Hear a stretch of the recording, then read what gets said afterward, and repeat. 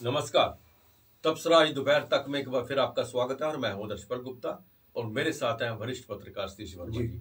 सतीश जी, आज जम्मू में convention hall में एक प्रोग्राम चल रहा है जिसमें जम्मू के यूटी बनने के बाद धारा 370 से हटने के बाद गुड गवर्नर्स में कुछ डिस्ट्रिक्ट का नाम आया है, जिसे यहाँ पे आज डॉक्टर जितेंद्र सिंह और लेफ्टिनेंट गवर्नर मनोज सिन्हा ने और चीफ सेक्रेटरी ने संबोधित किया और वर्चुअल होम मिनिस्टर ने भी इस पर बात की है। इसमें हम चर्चा करेंगे। उसके बाद कश्मीर के अंदर हालात को देखते हुए, आने वाले दिनों की चुनौतियों को देखते हुए, जिस तरह से रिपब्लिक डे पे हो रही है, जिस तरह से हम देख रहे हैं कि पाकिस्तान की तरफ से कुछ ना कुछ LOC पे या इंटरनेशनल बॉर्डर पे किया जा रहा है, उसको लेके आज 15वीं कोर की एक मीटिंग हुई है जिसमें सारे इंटेलिजेंस जो है वो पार्टी जो चीफ है उनको बुलाया गया था और उन पे आने वाले दिनों के लिए चर्चा की गई है उनकी सुरक्षा को लेकर। और उससे हम अगर माता वैष्णो देवी की बात करें इस मौसम में तो काफ़ी बर्फबारी हो रही है, हेलीकॉप्टर सेवा बंद है, रास्ते में भी काफ़ी मुश्किलात, हालांकि वो सफाई की जा रही है, बर्फ को हटाया जा रहा है, भैरव घाटी का भी रास्ता बंद है, लेकिन भारी बर्फबारी के कारण यात्रा के ऊपर इसका बहुत बड़ा प्रभाव पड़ा है। और आज जम्मू में लॉकडाउन है। हम कह सकते हैं कि आज कम से कम इसमें कोई ऐसी वो दो राय नहीं है, कंफ्यूजन नहीं है, बिना कंफ्यूजन के आज का लॉकडाउन है। तो सबसे पहले हम बात करते हैं जो इन्होंने जो आज मीटिंग की है और उसके ऊपर कुछ हमारे डिस्ट्रिक्ट्स हैं जम्मू के भी और कश्मीर के, उनको गुड गवर्नेंस में लाया गया। उनमें कुछ पॉइंट्स रखे हैं, उस पॉइंट्स पे के कारण उसको आज MOS के मिनिस्टर जो है हमारे डॉक्टर जितेंद्र सिंह, उन्होंने भी एड्रेस किया है और लेफ्टिनेंट जनरल मनोज सिन्हा ने भी एड्रेस किया है, चीफ सेक्रेटरी ने भी एड्रेस किया है। उसके साथ साथ होम मिनिस्टर अमित शाह ने भी वर्चुअल मीटिंग को एड्रेस किया है इसमें। जी बिल्कुल, आपने ठीक कहा। एक दो दिनों से ऐसी प्रकार की खबरें आ रही थी कि जो हमारा संघ शासित प्रदेश यूटी बन चुका है, उसको लेकर गुड गवर्नेंस के मामले में, जिसको शुद्ध हिंदी में सुशासन कहें, ये दावा है सरकार, हम नहीं कह रहे। सरकार का दावा है कि जम्मू कश्मीर में बहुत बेहतरीन काम हुए हैं, गुड गवर्नेंस हुई है। वो तो हम रोज देखते हैं किस प्रकार सरकार के खिलाफ नारेबाजी प्रदर्शन हो गए। लेकिन ये है कि दिल्ली से वर्चुअल तरीके से माध्यम से यहाँ हमारे नहर पे कन्वेंशन हॉल सेंटर, वहाँ पर PMO में राज्य मंत्री डॉक्टर जितेंद्र सिंह की जितनी तारीफ की जाए कम है। चूँकि हम समझते हैं कि अब तक जितनी हुकूमतें रहीं दिल्ली में, यहाँ जितेंद्र सिंह लगातार प्रयास करते हैं कि जम्मू कश्मीर को एक उदाहरणीय राज्य बनाए। जी जी जी, उस प्रयास में वो कामयाब भी हो रहे हैं। बिल्कुल। तो मैं समझता हूँ लेफ्टिनेंट गवर्नर साहब भी हैं और chief secretary doctor Arun Kumar Mehta भी हैं, इनसे हमारे जो गृह और सहकारिता मंत्री भी हैं अमित शाह जी, वो उनसे लगातार जो बात हो रही है। उसमें कुछ जिलों का जिक्र हुआ है जिसमें जम्मू है, उधमपुर है, सांबा है, रियासी है, इस और कुछ वैली के जिनको गुड गवर्नेंस के तौर पर, और ये भी कहा गया कि 10 बिंदुओं पे विचार करने के बाद, जिसमें हेल्थ है, सड़क है, पेयजल है, लॉ एंड ऑर्डर है, ये 10 बिंदु हैं जो प्रशासनिक स्तर पर जो टॉप प्रायोरिटीज में आते हैं, उनको ध्यान में रखते हुए इनको सुशासन का के तौर पे देखा गया। और ये भी कहा गया है कि देश में ये पहला यूटी बना है जो इस प्रकार के सुशासन की कैटेगरी में आ रहा है और इसको हो सकता है ये आगे मॉडल भी बनाए जम्मू कश्मीर को।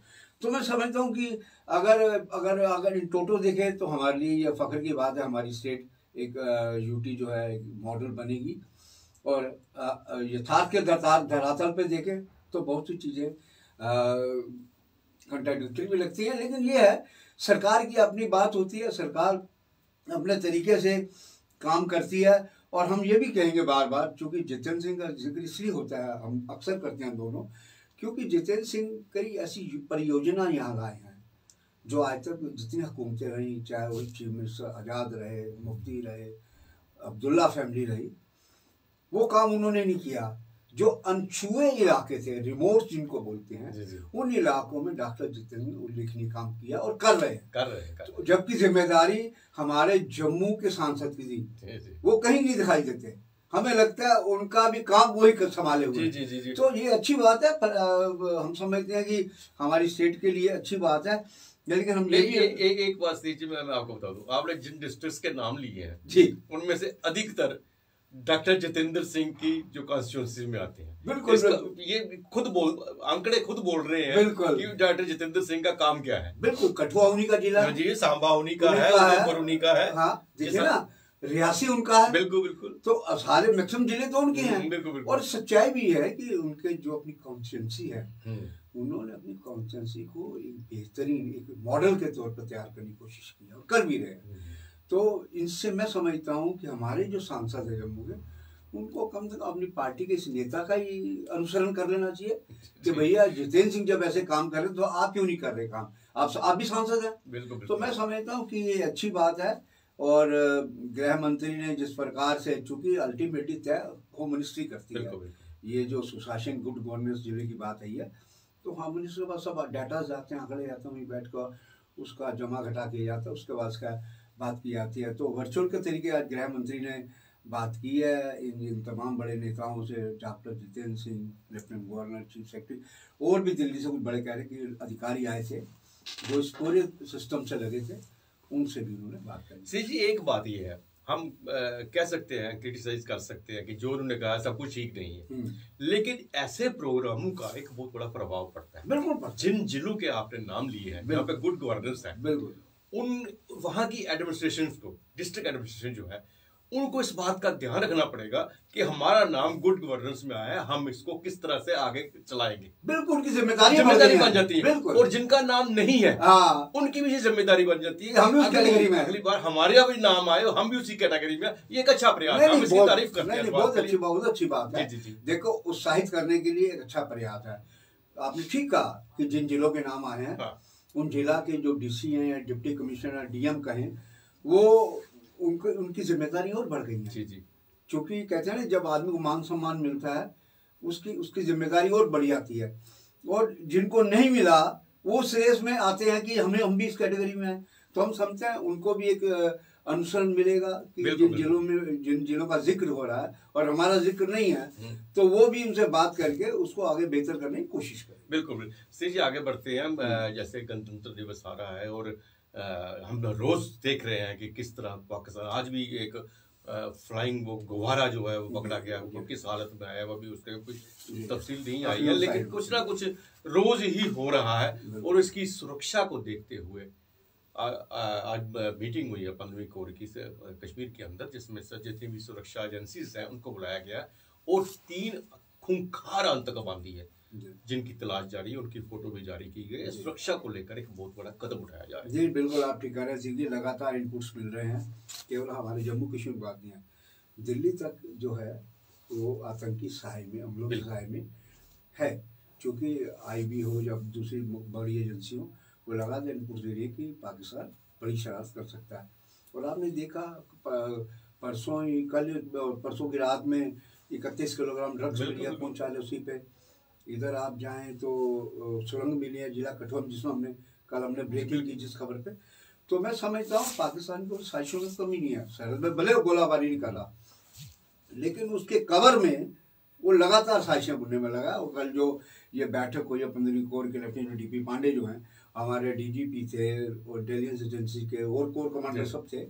ये कोर ग्रुप की मीटिंग थी जिसमें चुनौतियाँ और अगर आगे की रणनीति कि हम इन चुनौतियों कैसे हम सामूहिक सामंजस्य बेहतर बढ़ाकर हम मुकाबला कर सकते हैं, ये अच्छे प्रयास हम तो समझते हैं। क्योंकि आने वाले दिन और चुनौतियाँ बड़े इसलिए हो सकती हैं, आने वाले दिन क्या कभी भी किसी मोमेंट हो सकता है।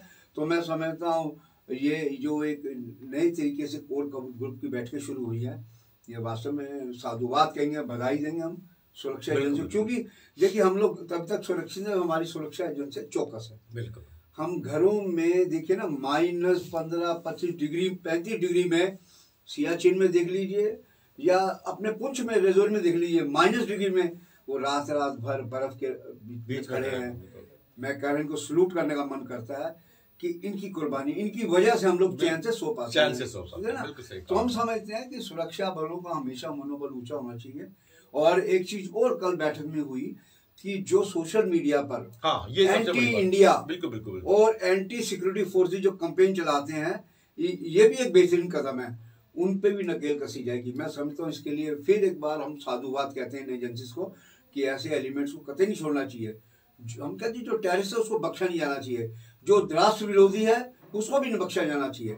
तो ये बहुत बेहतरीन स्ट्रेटजी बना रहे हैं। आने वाले दिनों में हमें दिखेगा कि इस प्रकार के जो एलिमेंट हैं चाहे विदेशों में बैठे हैं, विदेश से पकड़ के लाएंगे वो, इस प्रकार की स्ट्रेटजी। हालांकि केंद्र सरकार ने 35 यूट्यूब चैनल्स है जो पाकिस्तान बेस्ड उसको बैन किया। उसी आधार पर ये भी देख रहे हैं जो एंटी नेशनल चैनल जो है, एंटी नेशनल जो सोशल मीडिया है उनके ऊपर बैन लगाएंगे, उनके ऊपर सख्त कार्रवाई होगी। बिल्कुल ठीक है जी। मौसम के हालात को देखते हुए जिस तरह हम देख रहे हैं कि आने वाले इस हफ्ते में ये हालात जो है ऐसे ही रहेंगे। बहुत ज्यादा बर्फबारी और ठंड की और बारिश की बहुत ज्यादा मुकाम है। और हमारी सबसे जो प्रसिद्ध माता वैष्णो देवी की यात्रा है वो बहुत प्रभावित हुई है। काफी बर्फ पड़ी है, बावन के ऊपर बर्फ पड़ी हुई है, भैरव घाटी का रास्ता बनता है वो बर्फ पड़ी, रास्ते में बहुत फिसलन है। लेकिन ये श्राइन बोर्ड है कि वो साथ साथ पे काम कर रही है और रास्ते को क्लियर कर रही है। इसके साथ साथ जो हेलीकॉप्टर सेवा है वो भी बंद है, इससे काफी यात्रा के ऊपर प्रभाव पड़ा। बिल्कुल ठीक कह रहे हैं। ये साल दरअसल ऐसा चढ़ा कि पहले दिन ही आपको पता है भगदड़ मची थी, 12 लोग वहाँ मारे गए, श्रद्धालु देश के अलग हिस्सों से आए थे, जख्मी भी हुए। बल्कि साल की शुरुआत ही इसी हुई, उसके बाद लगातार श्रद्धालुओं अगर आप इधर कोरोना बढ़ा उधर ये घटना घटी। दोनों कारण है, सिर्फ दुर्घटना नहीं है, कोरोना महामारी के कारण भी श्रद्धालुओं की आमद में कमी हुई है। और आज जिस प्रकार हम दृश्य देख रहे थे कि पूरे यात्रा मार्ग जो 13-14 किलोमीटर भंगा मार्ग है, बर्फ पड़ रही है, और बल्कि जो त्रिकुटा की पहाड़ियाँ जो खूबसूरती बनाती हैं माँ वैष्णो देवी की गुफा की, वो वहाँ सफ़ेद चादर बर्फ़ की लिपटी हुई है। तो भैरव घाटी में बर्फ़ पड़ रही है। लेकिन यह है कि श्राइन बोर्ड की ओर से ये कहा जा रहा है कि हम बर्फ़ को हटा रहे हैं ताकि कोई फिसलन ना हो, क्योंकि आप तो गए भी, हम भी गए हैं, स्लोप है, चढ़ाइयाँ पड़ा, अगर आदमी फिसलेगा तो पता नहीं कहाँ जाकर गिरेगा। तो इसलिए एहतियात के तौर पे वो कह रहे वो बर्फ़ को हटाने का भी काम चल रहा है। तो मैं समझता हूँ कि मौसम है, मौसम में कहीं कुछ लोग जश्न मनाते हैं टूरिस्ट आके, कहीं इस प्रकार की दुविधाएं भी सामने खड़ी होती हैं। सी जी आज सैटरडे है जी, तो प्रशासन की तरफ से वीकेंड कर्फ्यू है, लॉकडाउन लगा हुआ है। आज पूरा बाजार सब बंद है, लेकिन शुक्र है कम से कम आज के लॉकडाउन में कंफ्यूजन नहीं है। नहीं तो हर हफ्ते लॉकडाउन में कोई ना कोई कंफ्यूजन चल रहा है। बिल्कुल, ये पहली बार ऐसा है कि आज बिना कंफ्यूजन के सुबह से हमारे रिपोर्टर रिपोर्ट कर रहे हैं कि बाजार वगैरह बंद है, लेकिन मेटाडोर चल रही है। और आज एक मेटाडोर का त्रिकुटा नगर की रोड पे एक्सीडेंट भी हुआ है, वो उल्ट गई है मेटाडोर, वहाँ पे कुछ पैसेंजर जख्मी हुए हैं। लेकिन ये चीजें, कुछ ऐसी चीजें सामने आ रही हैं। लॉकडाउन कंप्लीट है, इसमें कोई शक नहीं है, पुलिस भी चौकस जगह पकड़ रही है। लेकिन फिर भी जब लॉकडाउन है, बिना एसेंशियल जो चीजों के जो बाहर निकलना बंद है, फिर ये मेटाडोर या दूसरी चीजों का क्या काम है? जब मेटाडोर चलेगी सवारी चढ़ेगी उसके स्वाभाविक तौर पे है। तो फिर किस लिए ये लॉकडाउन हो किस सिलसिले में आता है? ये कल भी एक बहुत बड़ा कंफ्यूजन रखा, पहले लॉकडाउन रहा, फिर चैम्बर ने कहा नहीं 9वीं तक दुकानें खुली रहेंगी, फिर उसके बाद डीसी ने फिर कहा नहीं जी मार्केट खुली रहेगी, लेकिन नॉन एसेंशियल जो मूवमेंट्स नहीं होगी। जब मार्केट में नॉन एसेंशियल आप दुकानें खुली रखोगे, बिल्कुल क्यों नहीं होगी? मूवमेंट तो होगी। तो ये एक बहुत ऐसी सी बात बन रही है, हर हफ्ते ये एक नया तमाशा जम्मू में बन रहा है। चलो शुक्र है कि आज कम से कम एक कंप्लीट लॉकडाउन। हाँ ठीक कह रहे हैं, आज भ्रम की स्थिति नहीं है कि दुकानें खुली हैं या बंद है, कब तक खुली हैं, ये कम से कम भ्रम दूर हो गया। लेकिन यह कि जिस पर आपने बताया कि मेटाडोर चल रही हैं, देखिए ना, हम लगातार पिछले कम से कम 10-12 करोड़ में लगातार कहते आ रहे हैं। जब ये अभी इसका कहल ही टूटा था कोरोना, हम तब से कहते आ रहे थे, प्रोग्राम कर रहे थे कि मेटाडोर जो सर्विस है हमारी नगरीय सेवा है, इसके ऊपर पुलिस और प्रशासन को बड़ी कड़ाई से कार्रवाई करनी चाहिए। जब कंडक्टर ड्राइवर मास्क नहीं लगाएंगे, जी सवारी को कैसे रोक सकते हैं वो? तो हम समझते, अच्छा फिर सवारी को ऐसे भर लेंगे कि आदमी सट के खड़ा हो जाए, जिसको बीमारी नहीं उसको बीमारी हो जाए। तो मैं समझता हूँ ये आपने ठीक सवाल कहा कि जब लॉकडाउन लगा है, जब आप कह रहे नॉन एसेंशियल मूवमेंट नहीं होगी, तो भैया फिर मेटाडोर क्यों नहीं उसमें दायरे में आई?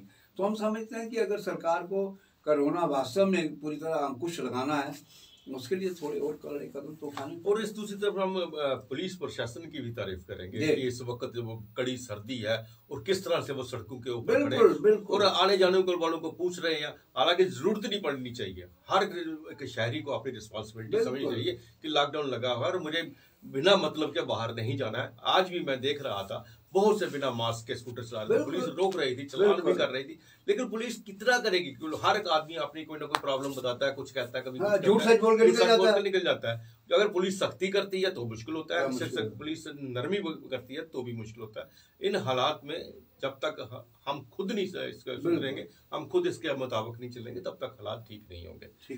तो ये था तबसरा आज दोपहर तक का। बाकी खबरों के लिए आप देखते रहें पीपी न्यूज़ लाइव। नमस्कार।